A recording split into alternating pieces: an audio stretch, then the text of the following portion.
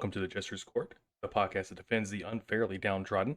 I am your host, Mike, or Jester, and we have a fun one tonight. We're going to be talking about The Black Cauldron with Caleb Lockwood of the Mopcast Network. Before we do that, though, let's do a quick shout out to our patrons: Eric Diamond, Kyle Keir, Robert Hood, and Rampage Carlos Langoria.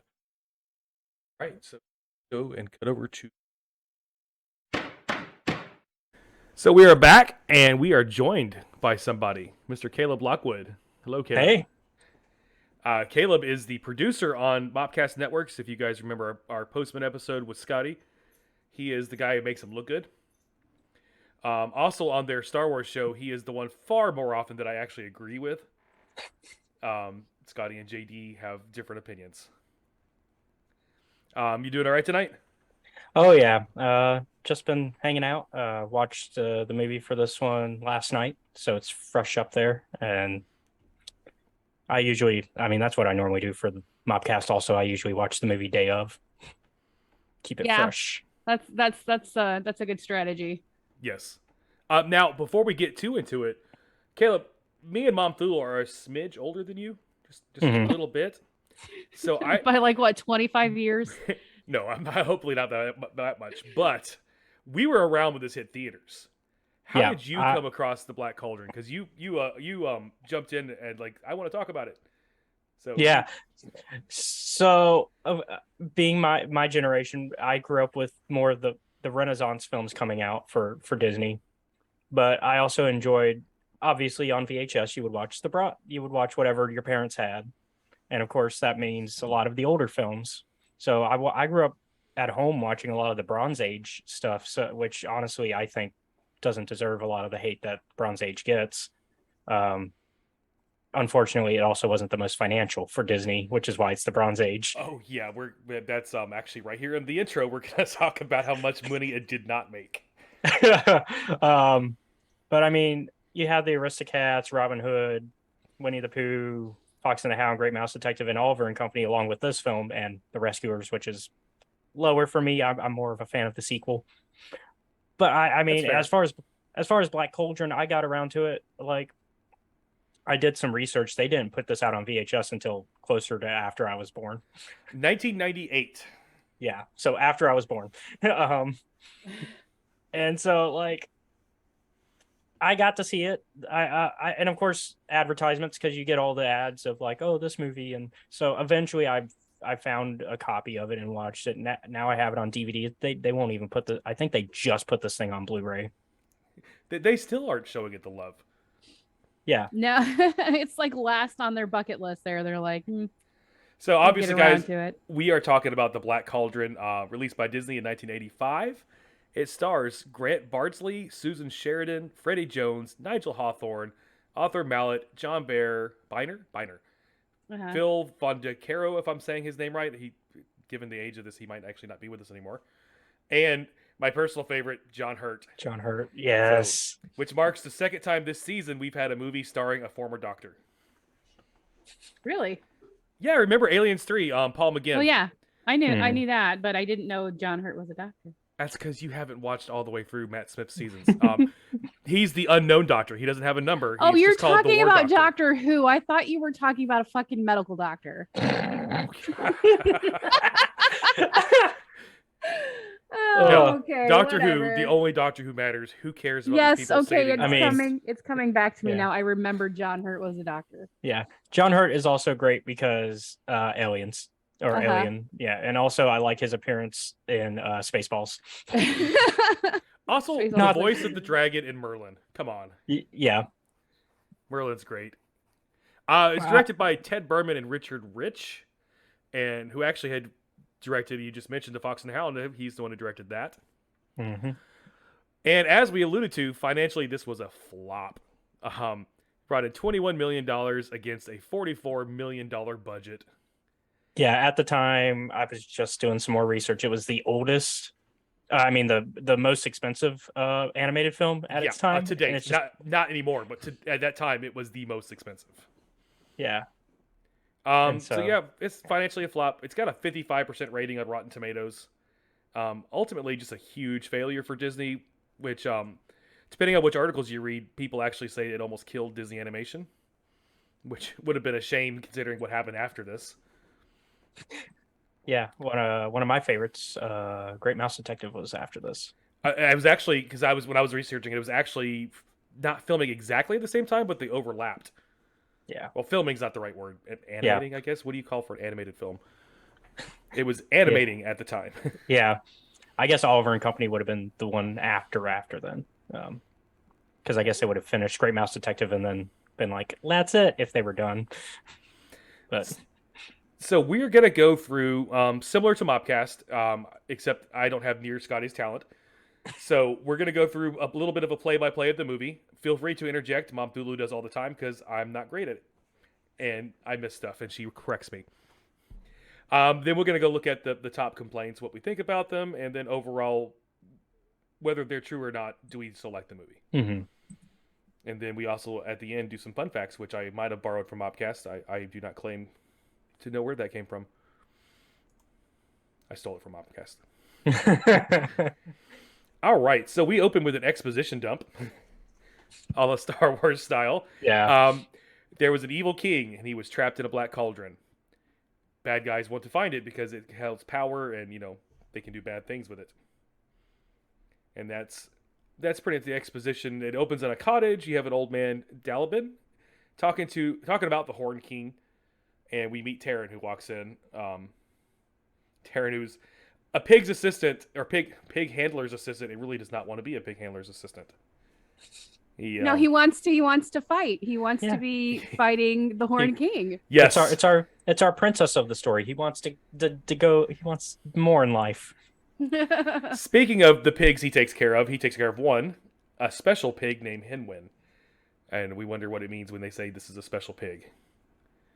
It's because she's bacon flavored. I mean, that's special enough for me. Yep. So, we see him taking care of her. He's bathing her, and she freaks out outside. And is brought inside, at which point Dalibin, it really happens really quickly.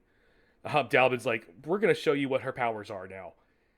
Yeah, there's no call for it. She's just freaking out, and he's like, I'm just going to share this with this guy. This is a really done really quickly. This film is only 80 minutes, so they this part that could have been like 20 minutes in a normal film is like condensed to 5, which is even worse. And we'll talk. I've got it listed, I think, in the fun facts, but this is 2 books they crammed into one movie. 2 books in one. Yeah. Which is only slightly better because originally they were going to put all 5 books into one movie. You think it's rushed now? You're kidding? No. No. Their original script was to condense all 5 books into one story. Oh my god! Wow, that's a little much. But anyway, okay. as we continue, Dalibin casts a spell. And we see images in the bucket of water. Like, we see the Horn King, he's looking for the Black Cauldron, and he knows about Henwen. Again, this is happening very fast. Dalibin sends him off to hide, like, you got to get out of here. He's looking for her, because she can be used to find the cauldron, and we can't let that happen. Transitions to a dark castle. Very cool dark castle, by the way. And the Horn King, the best villain out of this era, at least. Dude, he is like the coolest villain ever. Also, like, one of the best themes for him too. Like, when he's stepping down and you get that orchestral music. Mm-hmm. Oh yes, he is. Yes, it's so good for sure. Out of this era, the best villain, possibly best overall, definitely in the top 3 Disney villains. It's so underrated. But we meet the Horn King, and he basically confirms everything that Dalibin was just saying. He's looking for the pig, he's looking for the cauldron, he's back. So we cut back to Taryn as he's wandering through the woods. Henwen wanders off on him. And while looking for her, we meet, it's Smeagol. Okay? It's named Gurgi, but it's Smeagol. It's a dog, it looks like a monkey. I don't know if it's a dog monkey or... Gurgi is more loyal than Smeagol.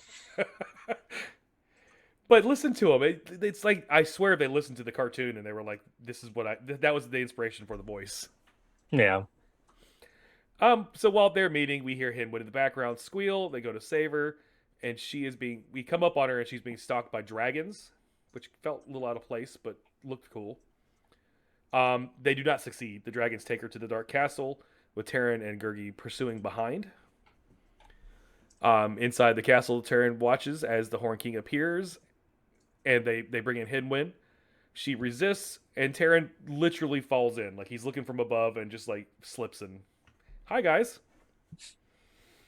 The Horn King tells him to tell Henwen to show him where the cauldron is. He refuses, but then they threaten to kill her, at which point he's like, I'll do it. But we're going to go back to this. It's one of the complaints, but the character development is, you don't really feel the stakes. To me, you watch the scene and you're like, okay, it's a pig. If it kills her, then he can't get what he wants. Let her, okay, kill her. But anyway, he does not do that. He tells her to go to do it, but as they're I guess as it's conjuring, because for plot reasons it takes longer this time. They get away. He grabs Henwen and they run. They get away, but they catch Taryn. Or Henwen gets away, but they catch Taryn. So you cut down to the dungeon, and a girl, just climbs out from under the floor. She too is a prisoner, but apparently has found these tunnels underneath. Her name is Princess Elami. Am I saying that right? Elami? Elowen. So they run off together through her tunnels. They find a burial chamber. In that chamber, Taryn finds his sword, which, is a cool sword, but we don't know that yet. And then we see Creeper. Disney loves having, like, when they have really scary villains, they love having kind of comic relief sidekicks. Yeah. And that is Creeper's role in this. He is the comedy relief. But we see him dragging a body into a chamber, which, is not very comedic. Definitely dark tones in this, as we said. Further in the tunnels, we run across a bard being tortured because they think he's a spy. He's definitely not. He has a harp that breaks every time he lies, but it doesn't really tell you that. You kind of just figure it out. Once the guards leave, Taryn and the princess come out. They save the bard. I cannot say his name. I'm sorry. I've written it down and I can't pronounce his name correctly. Fluter Flam. Yeah, see, it sounds like something. Fluter Flam. Yeah, the F, basically the double Fs are still just one F. But the guards leave. They come and save him, or go to save him, but they are seen before they can, so they run off and are all separated. Taryn alone is approached by a guard, but the sword out of nowhere just starts acting for him. It clearly is magic, and when the guard's axe touches it, it melts, which is really cool. Then using the magic sword, Taryn meets back up with the princess. They escape with the bard somehow joining them. It doesn't really tell you how he catches up, but he's there. In the forest, you find Gorgi, or Gorgi finds the group, and he says he saw some pig tracks, so they go off to find Henwen. They find a lake, and then the whirlpool appears in the lake, and we meet Fae folk. And this feels disjointed as I'm explaining this, guys, but honestly, this is the way it transitions. It's real quick and real. Mm-hmm. It's not all Mike sucks at doing renditions. It's a really choppy kind of. But Mike does suck at pronouncing names, because it was Princess Ilanwi and it was Gurgi, not Gorgi. Oh, yeah, I didn't catch Gorgi. It was Smeagol, okay?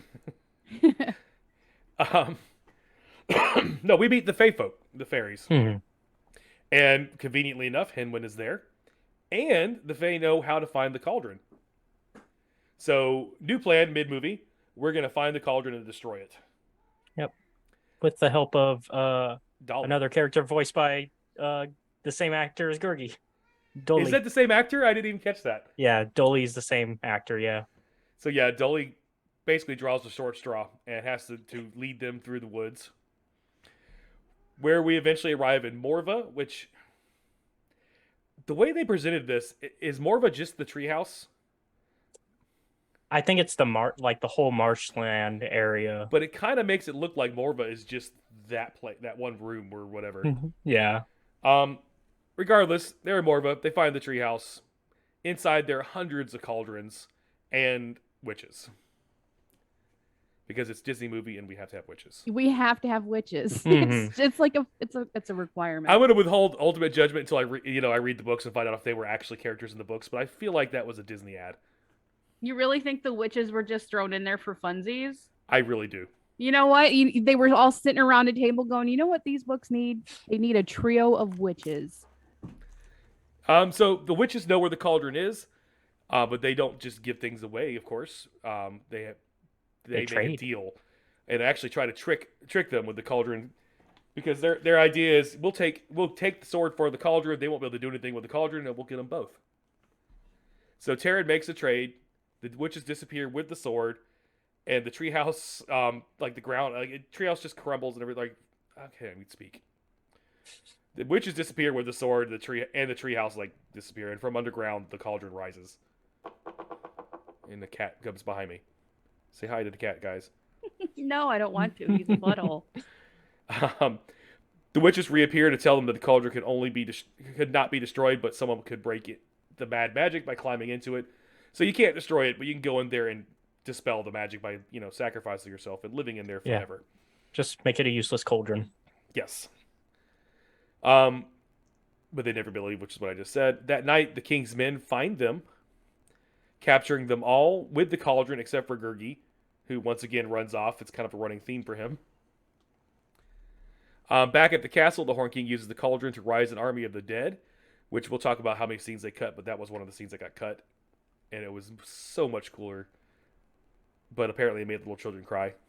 It was so short-lived, man. And I mean, I remember being terrified of it as a child because, I Oh, was no. really, like, You didn't see. They cut it in production because they did it Yeah, in they the cut test audience. And because people were like, come, let's bring the kids to the Disney movie.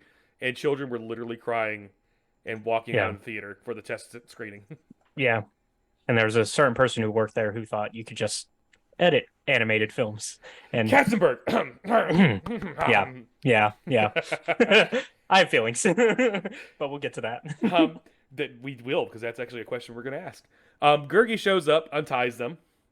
Tartan goes to jump into the cauldron, sacrifice himself, but Gurgi, out of nowhere, kind of a redemption, jumps in his stead. Outside the castle, we see that it's working. The army of dead is just dropping in their place. The Horn King finds Taryn, but the cauldron pulls him in and sinks back below the surface. The group runs as the castle is crumbling around them. They find a boat, make their way out just as the castle comes down. Once they make their way to the shore, the cauldron pops up out of the water, followed by the witches, because, again, they wanted the cauldron. They offer the sword back for the cauldron. Taryn offers instead the cauldron for Gurgi. Like, I'll let you have the cauldron, but you got to give me my dog monkey back.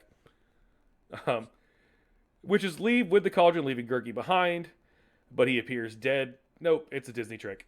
Gurgi is alive. All is well. The end. So, that's the movie. Yep. The complaints. I'm going to preface this. We'll hear, we'll talk it out and hear what you guys think. On all three cases here, I'm going to agree with the complaints. This is a movie that is good despite its problems. Yes. I will agree with that. Like I said, my issues are more behind the scenes issues, not the film itself. So the first complaint on the list is the characters are undeveloped and unmemorable. And I've already said that while we were talking through the run through. They don't spend enough time really getting anyone. Other than the Horn King, and even him, he didn't have the development. He's just cool, so you don't care. And I feel like the only one that really has an arc is Gurgi. Yeah, and even that's rushed. Yeah. Taryn's arc is rushed as well, because like he goes from being selfish and kind of like, I just want to be a hero, to, oh yeah, we should do this as a group. Like within not even 2 minutes, because there's that scene after they escape the castle where they're arguing, Taryn and Elenwe.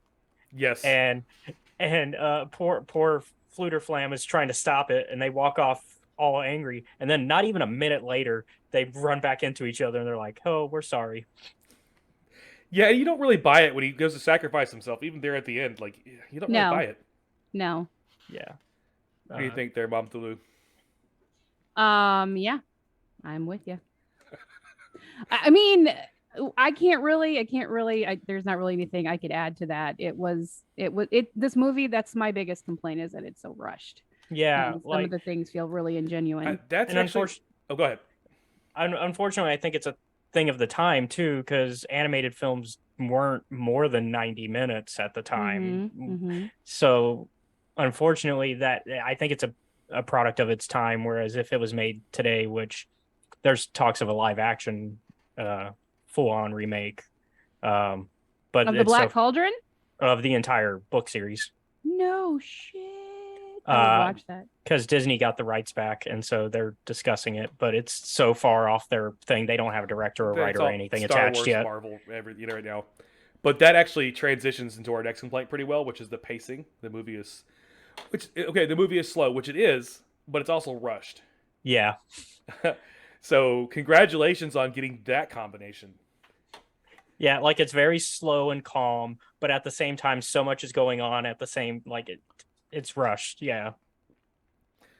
I mean, I really can't put more fine a point on it than that. It's simultaneously like, oh my god, are we still looking at this scene? And at the same time, like, wait, what's going on with this guy?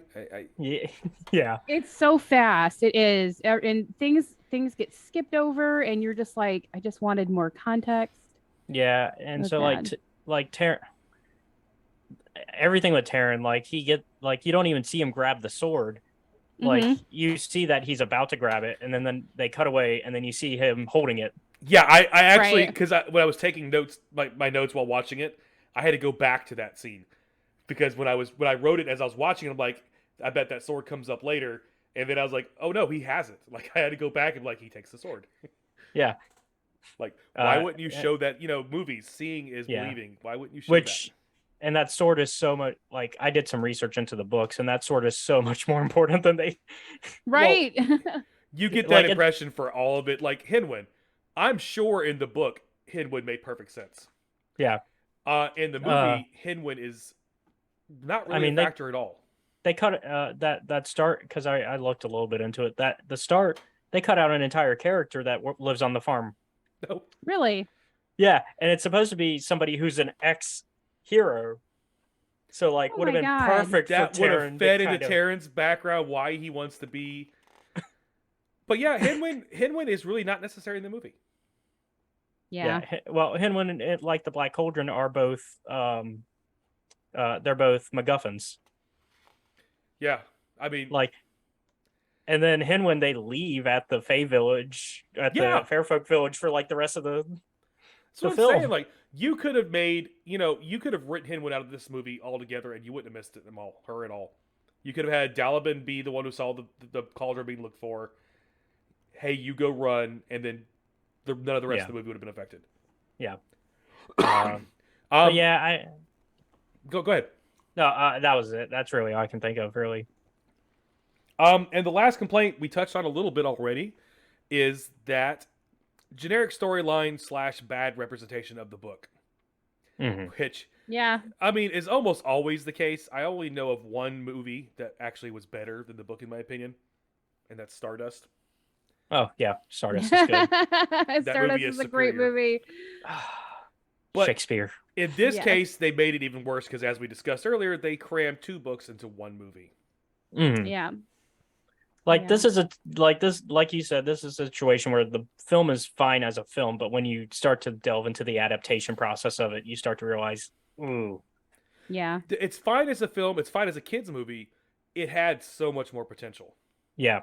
Exactly. When you mentioned live action, I'm like, great, because I can see where this story could have been done, and it would have been so much better. Yeah. And I did not know the five books were almost combined into one. Yeah, I was watching when I was supposed to be at work today. I was at work, but when I was supposed to be working, I was watching a 30-minute behind the scenes, and the original premise was all 5 books crammed into one. Now, I am curious whose idea that was, because there were a lot of hands in the pot. It did. It changed hands a lot. And before we go on to what works for the film, I do want to talk about, you mentioned earlier, Katzenberg. This is Katzenberg's first animated film. Mm-hmm. It's his first Disney film. He makes it very clear it's his first animated film. you said you had opinions, and I have this question written down, so I will ask you: did Katzenberg kill this film? I think he had a hand in it. Thankfully, even though this is one of the few times where I will be nice to who was in charge of Disney at the time. Thankfully, he was stopped. Katzenberg was stopped from editing because Michael Eisner got involved. Well, even that changed hands while this movie was being done. Eisner took over while this movie was in production. Yeah, and usually I don't give. I'm not a fan of Eisner's reign. He was a parks manager first and a movie enthusiast second. Well, that fit what Disney was doing, because even before Walt died, they had moved the focus away from movies and was focusing on the parks. So it makes sense that would be the guy that was next in line. Yeah, it's a similar situation I have trouble with now with the current leadership. And I have a follow-up that I wrote down. Did Katzenberg kill this film? For sure, lessons were learned, because as we know now, Katzenberg, sat over the reign of the Renaissance, the rebirth of Disney animation. So he definitely learned some lessons. Yeah, he learned because one of the things he learned was that you can't edit animated film the same way you can a live action film. That's one of my fun facts, but we'll go ahead and talk about it now. This was one of the first times, it was only done, like, you could count on one hand the number of times a animated film was edited after it was put together. And I would argue that's probably where a lot of the cost came from. I bet if this film was a little bit cheaper, it would have been fine. Oh, mm-hmm. I can confirm that, because again, I was watching that behind the scenes. Most of the overrun and cost was all the rewrites, because excuse me, it's animated. So if you do a rewrite, you've got to start from scratch. Yeah, because they delayed the release. It was supposed to be 1984, and then they were like, well, we can't do that now because now we have to rewrite and reanimate, and so it ran them another year, just about half a year. And so all right, no, go on, man, go on. I mean, and I still have problems with Katzenberg today. I think DreamWorks is fine, but like you can tell, I think he's learned a lot since then. I think he learned to get out of the minutia. Mm-hmm. I think he learned to trust in his animators, trust in the people he had working the project, and stay out of it. I think that's what he did. I honestly do. So what works for the film for you? We'll start with I'll start with Bob Thulu, because she has to be quiet. I love the animation. There was this animator in this like era of Disney movies, and I am just down with his animation style. I mean, and you can tell that he did this one. You can tell that he did The Fox and the Hound. Mm-hmm. You can tell that he did Sword in the Stone. So there's just these like the Robin Hood movie, mm-hmm.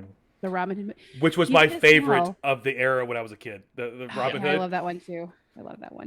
But anyway, it's the animation. The animation for this, like, they chose the right animator. He was able to make the Horn King very scary and just really do that whole thing justice. That is my favorite part about this movie, is the animation. Well, and it wasn't one guy either. Disney's always very collaborative. Right. You had a couple of the 9 old men left alive at this point, or left still working. Yeah. And then 2 groups of animators. And also, this is one, you can kind of see it now, and you can tell, but it's one of the first Disney films to feature CGI. Yes. That was you and Scotty are great at killing fun facts.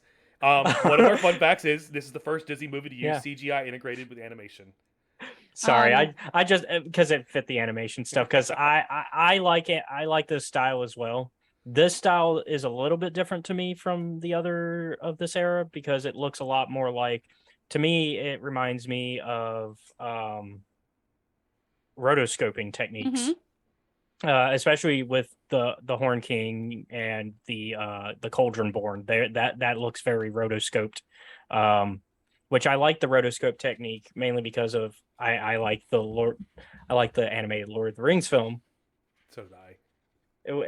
And that was that director Ralph Bakshi's style, is he liked using rotoscope a lot. And it kind of, rewatching it, I was like, oh, that's what this technique is. It looks, I like this, and it fits the vibe that it's going for. It's going for this creepy. Rotoscoping works really well with creating a darker tone, in my opinion. What else, Monthulu, before we move on to what Caleb liked? I love the fact that this was not ruined by musical. You guys are on point with our fun facts. This is the first Disney animated film that was not a musical. There are so many times in in the Disney films, and yeah, they're great, but you're like, if you just cut out all of the music, it would be better. I'm not saying like some of them are like they need the music, right? They absolutely need the music. But for example, Pocahontas. We did not need a musical Pocahontas movie, and they did it anyway. I will go ahead and say that Caleb's collaborator on Mopcast would argue that we didn't need Pocahontas at all.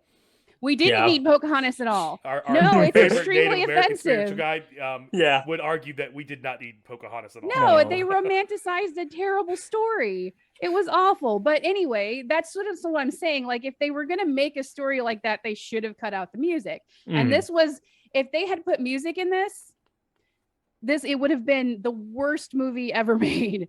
It really would have been. It would have been so bad. But I was very appreciative that they did not put any music in there. Yeah. All right, Caleb, what did you think worked about the film?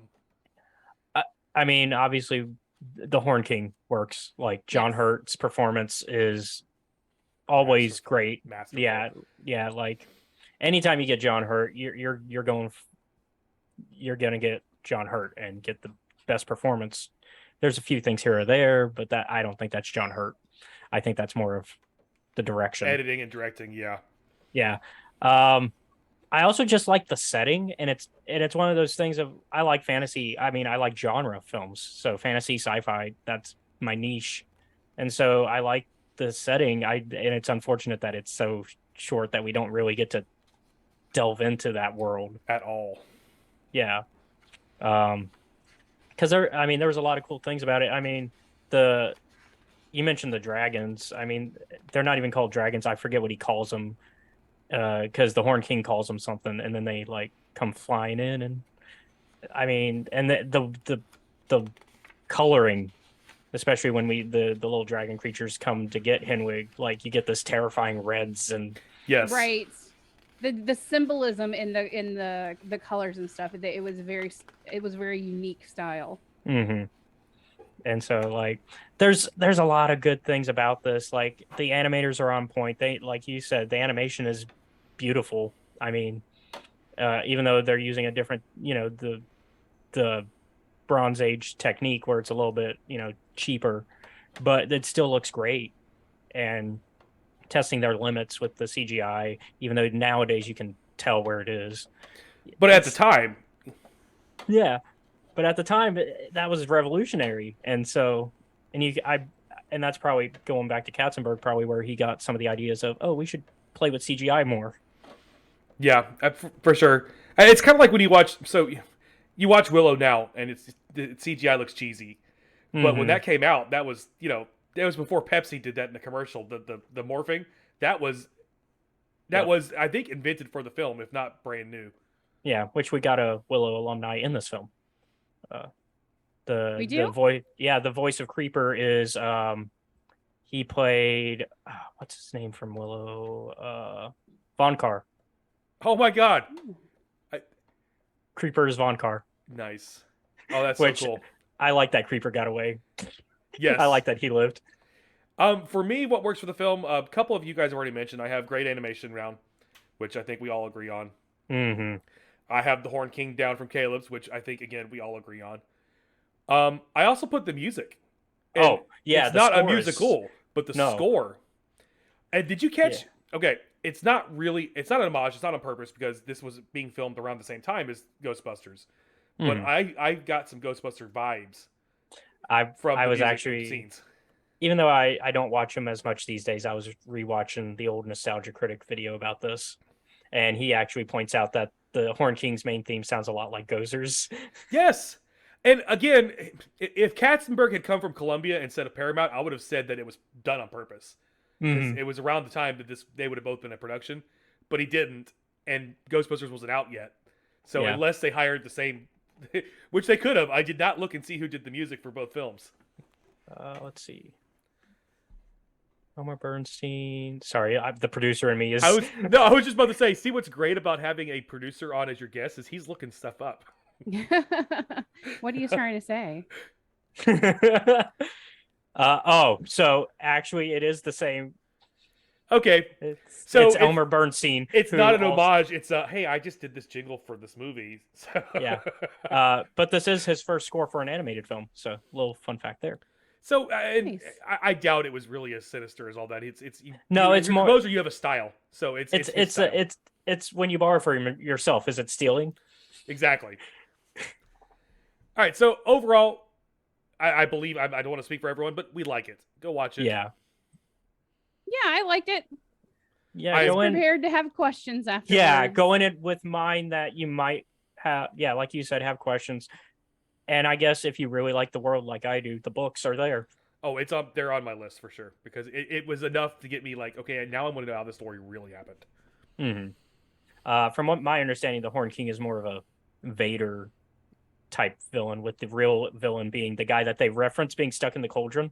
Oh, Yes. okay. Well, take my money. Because it was he was a king that was like possessed by a demon or Yeah, something. because you're right. In the exposition, they kind of played it out like he was an actual thing that could be released, and then as the Yeah. movie went on, they changed their minds, and it was more just a power.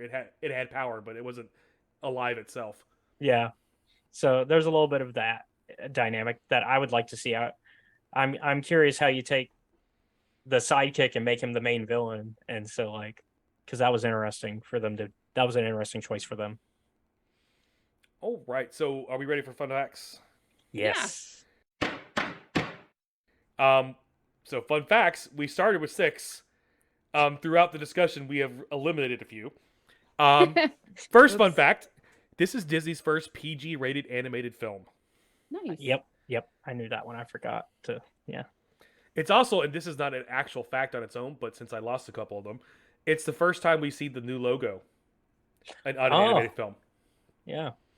And a lot of format changes. It's the first time a Disney animated or an animated film had the credits at the end of the movie. Before this, you would do the credits at the beginning, and the movie would just end with a title card saying the end. This actually had credits, and it started a new thing. Did you know Caleb is like me and a trivia nut? So I'm going to assume that Caleb knew this, but Momthulu, did you know that Tim Burton worked on this movie? I did.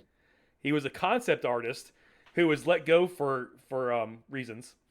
Probably like a drugs. lot of the animators. But this I thought was funny. Do you know what one of the movies that beat The Black Cauldron in theaters when it was released? Which It was is I know. Pee-wee's Playhouse. So Yeah. they booted Tim Burton off the film. He directed Pee-wee's Playhouse and kicked Black Cauldron's ass. nice. not How's the most that for revenge? Yeah, it's not the most embarrassing film that beat Black Cauldron, but And I forgot the list because I didn't include it as the real fun facts. That was just something I remembered to yeah. add on. But there were a lot of movies. Oh my god, it was animated. What was it? Tell me, because I know you're thinking the same one. It was an animated film that was. It's the Care Bears movie, which Yes, was the Care Bears already beat in this. it was already in there for months, in fact, and beat Black Cauldron. Not even newly released. Really? Yes. Yeah. Oh my god. But you know what? The Care Bear movie was a little bit scary. I'm just gonna say it out loud. It was a little bit scary. If you guys are talking about the one that I think you're talking about, which was the It one would in the have to be the 80s, first one. It's the Yeah. first one. it Yeah. was a little bit scary. And you know what else was kind of scary as a child? And probably people are gonna be like, what the hell, Mom Thule, you're lame as shit. But Rainbow Bright's movie scared the shit out of me too. I don't think I saw the movie. You never didn't see saw that the one. Rainbow Bright movie? That's Oh! for girls. No, it's not. We're watching Rainbow Bright. All right. So next fun fact. This is one that has already been revealed. Thanks, Mom Thulu. This is the first Disney film or Disney animated film, I should say, to not feature any musical numbers from the characters. Yeah. And even to date, it's one of the rare ones that don't, because Yeah, even now most of them have characters singing. because they only did one more like that, and it was already in production. We talked about Great Mouse Detective followed it up with no music numbers, and then there was one, and then Oliver and Company was the musical that they made afterwards. Yes. I thought you were about to say Olive Company didn't have singing. I was like, did you watch the same movie? It's clearly No, because you got Billy Joel. All right, so my next fact: The Black Cauldron was suspended from video release for years due to its dark content, leading people to refer to it as the film Disney tried to bury. Well, because that kind of makes sense. No, but it was bumped and bumped and bumped. Like we said at the beginning of the show, this film was released in 1985. Disney did not release it on VHS until 1998. Yeah, and then it took them Wow. forever to get it to DVD, and I think it's only now available on Blu-ray. So Disney, and if you look through the articles and stuff, you'll have different versions of why they did it, but it's because they were embarrassed. That's all there is to it. Which is funny because like throughout this whole time, it got a cult following. Like people love this film. I know a lot of people who like it. It's just they had to wait to be able to watch it. See, and I think that would have helped the box office too. Not the box office, but it would help the money recoup, because when they did finally release it on DVD, they made, I want to say it was 90 million, 100 million. Like they made buttloads when they released this on VHS. At least they gave it enough love for the Disney Plus release. It was their launch day in 4K. Well, here's what's funny too to me is they had the nerve to call it masterpiece release or what, a masterclass release, and like, really? After you've hidden it for like the last 15 years? Yeah. So the Blu-ray was only, I'm looking right now at the home media releases. The Blu-ray was only last year, May 4th of last year.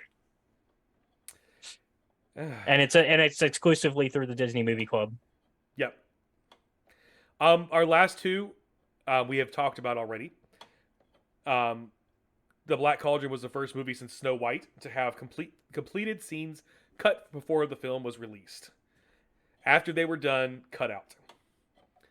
But did you know that a lot of those scenes were actually drawn by Tim Burton? A lot of the scenes that Katzenberg came in and said, this is too dark, was drawn by Tim Burton. Yeah, I'm not surprised. And then our final fun fact, again, has already been mentioned, and this was the first Disney movie to use CGI integration with the animation. Yeah. So, those are our fun facts. All the fun facts.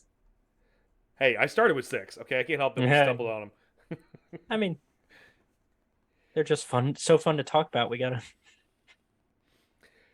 All right. So, Caleb, plug some of your stuff. What you got going on? So I'm all over. I've got my own Star Wars podcast that I do besides the one that I do with Scotty. And that one is kind of, we talk about everything. We're going through all the canon materials in as best of a chronological order as we can, but we stumble whenever something brand new comes out. Because, you got to hit that stuff while it's hot. Yes. And so this week, Saturday, we're going to be, well, won't be this week by the time this is out. So I actually don't know what will be out by the time this is out. But the one we're about to do as we're filming is we're about to talk Shadow of the Sith novel, which is pretty good. And we've got a few guests that I think will be a good time. And that is on YouTube and Twitch. And the show is called Escape Reality Star Wars Talk. You can watch it on YouTube at Escape Reality Films. And you can just do the hyperlink, youtube.com, Escape Reality Films. And you'll get there. And the Twitch, because we co-stream, is twitch.tv/CJ Star Wars 94. And on there, I also do gaming. I do game streams as well. Currently, we're going back and forth between Mass Effect 3 Legendary Edition and Baldur's Gate 3's Early Access, because they added the Bard and Gnome. We are a Mass Effect loving family. Yeah. Oh my God! No, listen, he's underplaying it. I have played Mass Effect so many times it's not even funny. Yep. And then they just dropped Mass Effect Legendary Edition for free on Amazon Prime. So we already bought it. Matter of fact, here's how much we like Mass Effect. So I'm primarily an Xbox player. Mm-hmm. Momthulu prefers PlayStation. So when Legendary came out, we both bought each other a copy without realizing the other person had bought it. They came at like the same time too. She's like, I got you Mass Effect. I was like, no, you didn't. Yeah, I did. Yours will be here tomorrow. Yeah, I've been playing it on PlayStation as well on my PS5. And oh man, you have a PS5. And so I've been playing it there, but I just got the PC copy free now thanks to Prime Day. Yeah, Prime Day. But I've been this is my first time doing a full run of Mass Effect. I've only really played a little bit of 2 before the Well, Legendary Edition. Do not follow it up with Mass Effect Andromeda. So Do not. my game choices are We actually defended Andromeda. What are you talking No, about? no. Listen. I like Andromeda, but it has its many flaws. Yeah, the theme of that episode was fuck flaws. EA. That was The biggest. that was the theme of the episode. The biggest flaw is fuck EA. Yeah, it's the same issue as this movie. It's not the movie's fault. It's the stuff behind the scenes. Right. And so, I mean, my game choices are usually randomized on that end. I have like a whole chart of games where I'll just spin a wheel and that will decide my next game.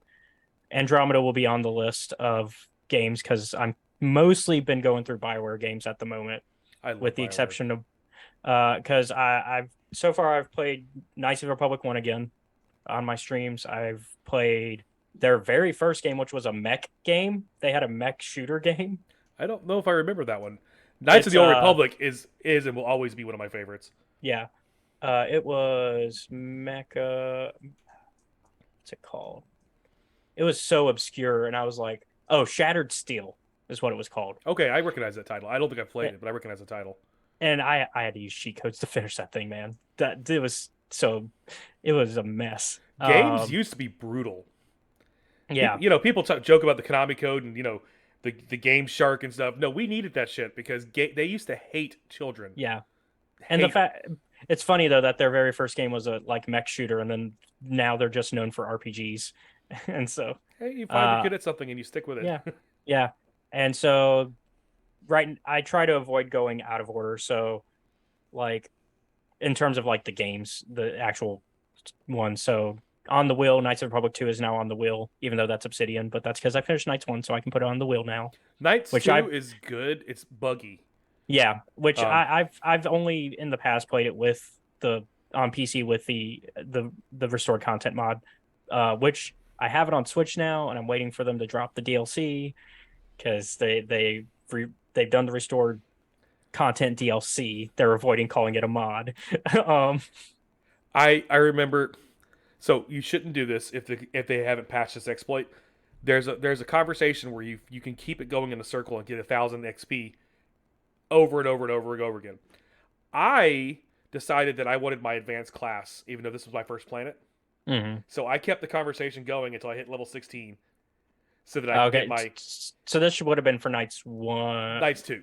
Oh, Knights. Okay, so it would have been the second planet because the first planet is Peragus. Yeah, you're right because you're correct because the first one is not counting the intro when you're absolutely right. Because you got Peragus, which is worse than Terrace. Brutal. But anyway, I broke the game. I didn't break the game; it worked. But I leveled myself so high, I literally could just set like 10 commands, go walk, get a sandwich, come back.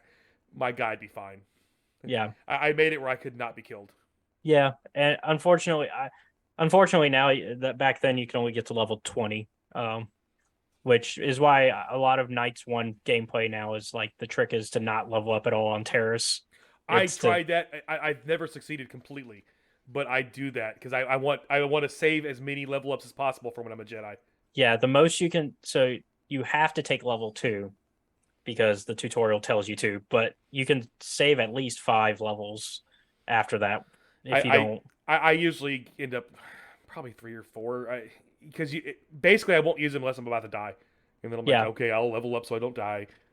Yeah, and so usually the harder part is when you're stealing the prototype accelerator that's usually the hardest part. That, and depending on what class you pick, the fight when you meet what's her name? Basila. Basila, yeah, we go. Yeah. She warned you I'm bad at pronouncing things. I have friends that would be mad at me if I didn't say it right. So Mom Thulu, I know.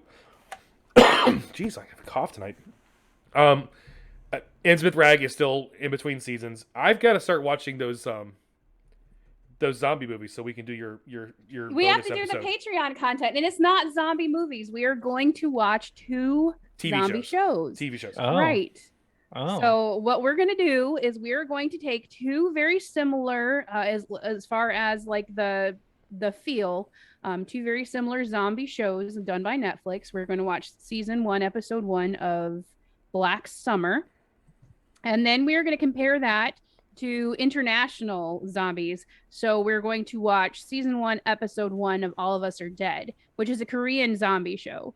And we're going to talk about the differences in American horror and the differences in international horror. So Very cool. It's gonna be Yeah. it's gonna be Yeah. interesting. Sounds like a good time. As for the Jesters Court here, you guys, you can find us at Jesters Court Pod.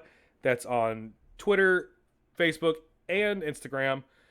You can also find our smiling faces on YouTube.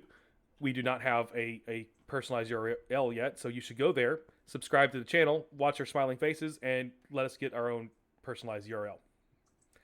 If you like the episode, rate it, tell us we're cool. It helps with the algorithms more than I ever realized until I started doing this myself. And that's the show, guys. Thank you very much, Caleb, for aggressively volunteering to come. It was a great time. Yeah, because we discussed this on Twitter. You were like, "What would you like to be on?" And then you brought this on the table on a mention on Scotty's stuff, and I was like, "Oh, yeah, this is perfect." So it worked out beautifully because when we were on Cult Movie Cantina, which is a Mopcast show, and I said in that episode, like, I got to get Caleb, and I have a similar way of thinking about things, and I need him on the show. Because we try to see the positive, and where not everyone tries to see the positive. Yeah. They joke that I'm still young and optimistic. So the Star Wars show, he's not kidding. They won't grant him master. He's just a Jedi Knight. oh Yeah. my. yeah. Hey, at least I'm not Padawan anymore. I got past Padawan, Oh, but that just means I have to take on a Padawan because that's the new information canonically, is that to become a master, you have to have a Padawan. oh, Yeah. is that how that works? Mm-hmm. Just don't pick up a broken one. Like the ones that execute Order 66. Yeah. Well, the Padawans couldn't do that. They were the ones getting killed. He wasn't a master though. he was a knight though when he did it. Right, he was. He was still a child. And though. he didn't get master because he failed with Ahsoka. That's right. He didn't learn the lesson. The lesson was to let go. He didn't fail with Ahsoka the Jedi did, but that's a whole other podcast. Yeah, that's a different show. Maybe when my show gets to Clone Wars, we can talk about that. Oh, I'm always game to talk about Star Wars. Clone Wars was not my favorite though. Oh, I'm not gonna lie. Yeah. The last season, when it's running parallel to episode 3, beautiful. Redeems the whole show. The rest of it, I watched because it's canon and I wanted to know what happened. Yeah. But anyway, guys, again, that's a whole other podcast. Thank you, everyone, for hanging out, and we'll see you next time. Okay, bye.